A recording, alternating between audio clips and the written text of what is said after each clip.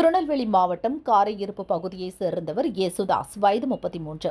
திருப்பூரில் நடந்த ஒரு கொலை வழக்கில் இவருக்கு ஆயுள் தண்டனை விதிக்கப்பட்டது. கடந்த 2016 முதல் கோவை மத்திய சிறையில் தண்டனை கைதியாக அடைக்கப்பட்டு இருந்தார். இப்போது கோவை சிறை வளாகத்தில் செம்மொழி பூங்கா அமைக்கும் பணிகள் நடக்கிறது. இதனால் கோவை சிறை வளாகம் காரமடை அருகே பிளிச்சி கிராமத்திற்கு மாற்றப்படுகிறது. அதற்கான பணிகள் நடக்கிறது. யேசுதாசும் சிறை தொழில் கூடத்தில் பணியாற்றி வந்தார். ஜனவரி 27ஆம் தேதி மதியம் சிறையில் 8வது பிளாக்கில் உள்ள கழிவறைக்கு சென்றுள்ளார். ஆனால் நீண்ட நேரமாகியும் அவர் வெளியில் வரவில்லை. யேசுதாஸ் காணாமல் போனதாக நினைத்து அதிகாரிகள் சிறை முழுவதும் தேடினர்.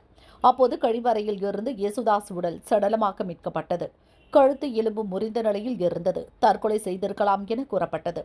யேசுதாஸ் கழிப்பறையில் மயங்கி கீழே விழுந்ததில் அவருக்கு கழுத்து எலும்பு முறிந்து மூச்சுத்திணறல் ஏற்பட்டு இறந்தார் என அதிகாரிகள் தெரிவித்தனர். ஆனால் பிரேத பரிசோதனை அறிக்கையில் யேசுதாஸின் கழுத்தில் தசை சிதைந்ததற்கான காயம் கண்டறியப்பட்டது. இதன் காரணமாக அவர் கொலை செய்யப்பட்டு இருக்கலாம் என்ற சந்தேகமும் எழுந்தது.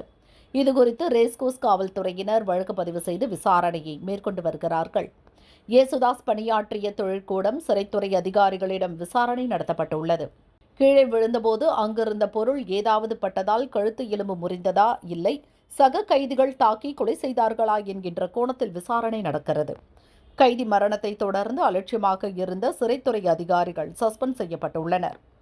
சம்பவத்தன்று 8வது பிளாக்கில் பணியில் இருந்த துணை ஜெயிலர் மனோரஞ்சிதம், உதவி சிறை அலுவலர் விஜயராஜ், சிறை தலைமை காவலர் பாபுராஜ், சிறை காவலர் தினேஷ் சஸ்பெண்ட் செய்யப்பட்டுள்ளனர். கோவை மத்திய சிறையில் தொடர்ந்து ஒழுங்கு நடவடிக்கைகள் எடுக்கப்படும் என கோவை மத்திய சிறை கண்காணிப்பாளர் செந்தில்குமார் தெரிவித்துள்ளார்.